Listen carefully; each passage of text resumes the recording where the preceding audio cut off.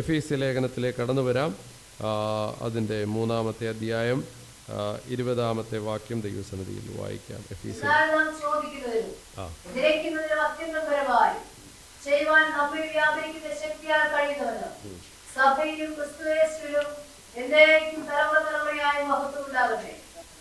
ആമേൻ. സ്തോത്രം. വളരെ സുപരിതമായ ഒരു വേദഭാഗമാണ്. അപ്പോസ്തലനായ പൗലോസിൻ്റെ കാരാഗ്രഹ ലേഖനങ്ങളാണ് എഫേസ്യർ, ഫിലിപ്പിയർ, കൊലോസ്യർ, ഫിലോമോൻ എന്ന 4 ലേഖനങ്ങൾ പൗലോസിൻ്റെ കാരാഗ്രഹ ലേഖനങ്ങളാണ്. വളരെ സുപരിതമായ ഭാഗമാണ്, നാം പലപ്പോഴും ചിന്തിച്ചിട്ടുള്ള ഭാഗമാണ്. എന്നാൽ ഇന്ന് ദൈവത്തിൻ്റെ പരിശുദ്ധാത്മാവ് ഈ ഭാഗത്തേക്ക് എന്നെ നയിപ്പാനിടയായി.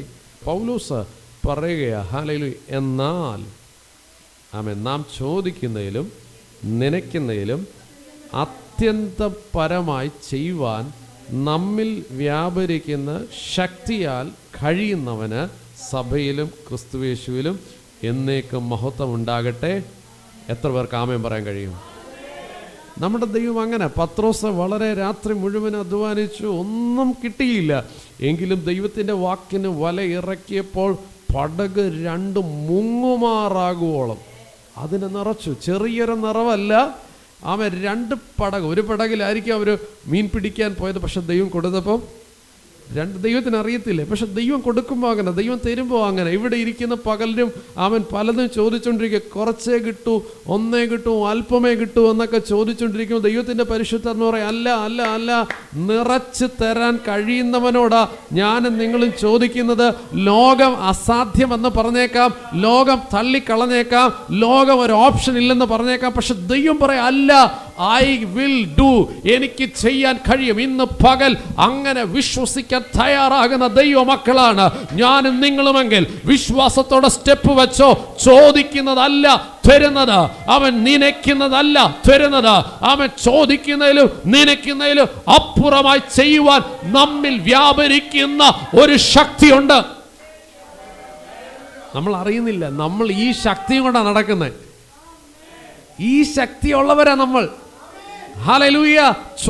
നമ്മൾ വിചാരിക്കും ചോദിക്കുന്ന പോലെ കിട്ടുന്നില്ലല്ലോ എന്ന ചിന്തയോടെ നടക്കുന്ന നമ്മളോട് ദൈവത്തിൻ്റെ വചനം പറയാം, അല്ല, നിങ്ങളുടെ തെറ്റായ ചിന്തയാണ്, നിങ്ങളുടെ തെറ്റായ ആലോചനയാണ്, നിങ്ങളുടെ തെറ്റായ നിരൂപണമാണ്. ചോദിക്കുന്നതിനപ്പുറം, നനയ്ക്കുന്നതിനപ്പുറം. ഹല്ലേലൂയ. ഇതൊരു പ്രാർത്ഥനയുടെ മറുപടിയാണ്. തൊട്ട് മുമ്പിലുള്ള വാക്യം പരിശോധിക്കുമ്പോൾ നമുക്ക് കാണുവാൻ സാധിക്കുന്നു, പരിജ്ഞാനത്തെ കവിയുന്ന ക്രിസ്തുവിൻ സ്നേഹത്തെ അറിയുവാനും പ്രാപ്തരാകുകയും ദൈവത്തിൻ്റെ എല്ലാ നിറവിനോളം നിറഞ്ഞു വരികയും വേണം എന്നും പ്രാർത്ഥിക്കുന്നു. ഹല്ലേലൂയ. ആമേൻ. അതിൻ്റെ 14-ാം വാക്യം മുതൽ 19-ാം വാക്യം വരെ പൗലോസിൻ്റെ ഒരു പ്രാർത്ഥന. ആ പ്രാർത്ഥന കഴിഞ്ഞിട്ട് പൗലോസ് പറയും, എന്നാൽ. കണ്ടോ? ആമേൻ. ഇന്ന് പകലിൽ ദൈവമക്കളെ, പ്രാർത്ഥനകളൊന്നും വൃഥാവല്ല കേട്ടോ. കഴിഞ്ഞ കാലങ്ങളിൽ, ഈ ദിവസങ്ങളിൽ ദൈവസന്നിധിയിൽ പ്രാർത്ഥിക്കുന്ന ഓരോ പ്രാർത്ഥനയും വൃഥാവല്ലെന്ന് എത്ര പേർ വിശ്വസിക്കുന്നു? നാം ചോദിക്കുന്നതിനപ്പുറം, നനയ്ക്കുന്നതിനപ്പുറം. ഹല്ലേലൂയ. ഇന്ന് പകൽ വിശ്വസിക്കാമോ? ഹല്ലേലൂയ. നമ്മുടെ ഏവരുടെയും ജീവിതത്തിൽ ദൈവം അങ്ങനെ ചെയ്യുവാൻ വിശ്വസ്തനാ, അവൻ മതിയായവനാ. Praise God. ആ പ്രാർത്ഥന ആരംഭിക്കുന്നത് ആമേൻ 14-ാമത്തെ വാക്യത്തിൽ. ഒന്ന് വായിക്കാമോ?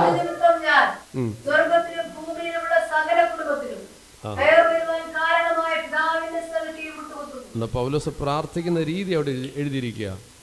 എന്ത് ചെയ്തു? മുട്ടുകുത്തി ദൈവസന്നിധിയിൽ സമർപ്പിച്ചു. ആമേൻ. ഹല്ലേലൂയ. ആമേൻ. സ്വർഗത്തിലും ഭൂമിയിലും സകല കുടുംബത്തിനും പേർ വരുവാൻ കാരണമായ പിതാവിൻ്റെ സന്നിധിയിൽ മുട്ടുകുത്തുന്നു. ആമൻ. ഇന്ന് പകലിൽ ആമൻ അവിടെ നിന്നുകൊണ്ടൊരു കാര്യം പറയട്ടെ ദൈവമക്കളെ, ദൈവത്തിൻ്റെ സന്നിധിയിൽ മുട്ടുകുത്താൻ നാം തയ്യാറായാൽ നാം എങ്ങും പരാജയപ്പെടത്തില്ല. എത്ര വിശ്വസിക്കുന്നു? ഒരു മനുഷ്യൻ്റെ മുമ്പിൽ മുട്ടുകുത്താൻ ദൈവം അനുവദിക്കത്തില്ല. മനുഷ്യൻ്റെ മുൻപിൽ കൈനീട്ടാനോ മുട്ടുകുത്താനോ പോയാൽ നാം പരാജയപ്പെടും. എന്നാൽ ദൈവത്തിൻ്റെ സന്നിധിയിൽ മുട്ടുകുത്താൻ അവിടെ എഴുതിയിരിക്കുക, സ്വർഗത്തിലും ഭൂമിയിലുമുള്ള സകല കുടുംബത്തിനും.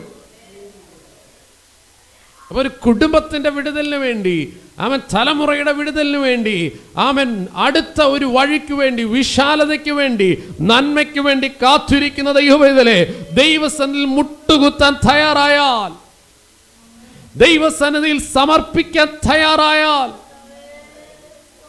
ദൈവം അത്ഭുതങ്ങളെ ചെയ്യും. എത്ര പേർ അത് വിശ്വസിക്കുന്നു?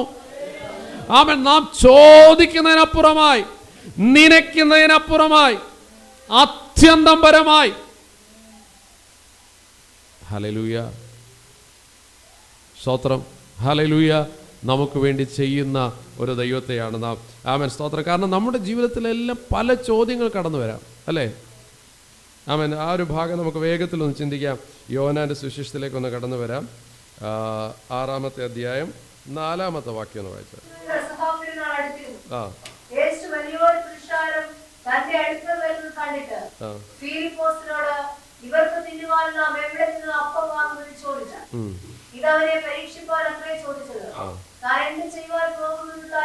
നോക്കണം, ആ വാക്യം ശ്രദ്ധയോടെ പഠിക്കണം. താൻ എന്ത് ചെയ്യുവാൻ പോകുന്നുവെന്ന് ആരറിഞ്ഞു? ഒരു ചോദ്യം മുൻപിൽ നിൽക്കുക. യഹൂദന്മാരുടെ പെസഹ പെരുന്നാളായപ്പോൾ യേശുവിന്റെ വചനം കേൾപ്പാൻ ഇവിടെ അവൻ 5000 പുരുഷന്മാർ മാത്രം. അപ്പോൾ സ്ത്രീകളും കുഞ്ഞുങ്ങളോട് അപ്പുറമായിട്ട് 15,000-ഓളം പേരെങ്കിലും അവിടെയുണ്ട്. അവൻ, സ്തോത്രം. യേശു കർത്താവ് അവിടെ ഒരു ചോദ്യം ഇട്ട് കൊടുക്കുകയാണ്. വലിയൊരു പുരുഷാരം തന്റെ അടുക്കൽ വരുന്ന കണ്ടിട്ട് ഫിലിപ്പോസിനോട് നാം എവിടെ നിന്ന് അപ്പം വാങ്ങുമെന്ന് ഒരു ചോദ്യം അവരിലേക്ക് എറിഞ്ഞു കൊടുത്തു. എന്നിട്ട് പറയുകയാ, ആമേൻ, അടുത്ത വാക്യത്തിൽ ദൈവത്തിന്റെ പരിശുദ്ധാത്മാവ് സുവിശേഷങ്ങളിലൂടെ എഴുതി ചേർത്തിരിക്കുകയാണ്, താൻ എന്ത് ചെയ്യാൻ പോകുന്നുവെന്ന് താൻ അറിഞ്ഞിരുന്നു. ഇന്ന് പകലിൽ ദൈവസന്നിധിയിലായിരിക്കുന്ന ഓരോ ദൈവ പൈതലിനോടും പരിശുദ്ധാത്മാവിൽ പറയാം, ചില ചോദ്യങ്ങൾ ജീവിതത്തിൽ ഫേസ് ചെയ്യുന്നവരല്ലേ? ഹല്ലേലൂയ. അതിന് ഉത്തരം എവിടെ നിന്ന് അറിയാതെ ഭാരപ്പെടുന്നവരല്ലേ? എങ്ങനെ മറുപടി ലഭിക്കുമെന്ന് അറിയാതെ ഭാരപ്പെടുന്നവരല്ലേ? എങ്ങനെ വിടുതൽ ലഭിക്കുമെന്ന് അറിയാതെ ഭാരപ്പെടുന്നവരല്ലേ? എന്നാൽ ഇന്ന് പകൽ ഞാൻ പരിശുദ്ധാത്മാവിൽ പറയാം, ദൈവത്തിന്റെ പക്കൽ ഉത്തരമുണ്ട്, ദൈവത്തിന്റെ പക്കൽ മറുപടിയുണ്ട്, ദൈവത്തിന്റെ പക്കൽ ആമേൻ, സ്തോത്രം, വിടുതലുണ്ട്. അവനത് അറിയുന്നുണ്ട് എങ്ങനെ ചെയ്യണമെന്ന്. ചോദിക്കുന്നതിനും നനയ്ക്കുന്നതിനും അപ്പുറം അത്രയും തരുന്നവനല്ല. ഇന്ന് മറുപടി ഇല്ല എന്ന് പറഞ്ഞ് ഭാരപ്പെടല്, ഇന്ന് ഉത്തരമില്ല എന്ന് പറഞ്ഞ് ഭാരപ്പെടരുത്. അതല്ല ചാപ്റ്റർ, അതല്ല ലൈഫ്, അതല്ല ദൈവത്തിന്റെ മിറക്കിൾ. അതിന്റെ അപ്പുറം ദൈവം ചെയ്യും. ശിഷ്യന്മാര് അങ്ങനെ കരുതി, ഇത്രയും വലിയ ജനത്തിന് എവിടുന്ന് അപ്പം കൊടുക്കും? അന്ത്രയോസ് വന്നിട്ട് പറഞ്ഞു, ഇവിടെ ഒരു ബാലകനുണ്ട്, അവന്റെ കയ്യിൽ 5 യവത്തപ്പവും. ഇത്ര ആൾക്കാരുണ്ട്, 15,000 എന്നങ്ങ് പറഞ്ഞോ, കുഴപ്പമില്ല, തെറ്റില്ല. 15,000 പേർ. ഇവിടെ ഒരാൾക്ക് ഇങ്ങനൊന്നും കഴിക്കാൻ തികയത്തില്ല. അല്ലെങ്കിൽ കൊച്ചു ബാലകന് കൊടുത്തു വിട്ടതാ. പക്ഷെ എങ്ങോട്ട് കൊടുത്തു? കർത്താവിന്. കർത്താവ് അതാ നോക്കുന്നേ. ഞാനൊരു കാര്യം പറയാം, നമ്മെ അങ്ങ് കൊടുക്കണം, പിടിച്ചു വെക്കരുത്.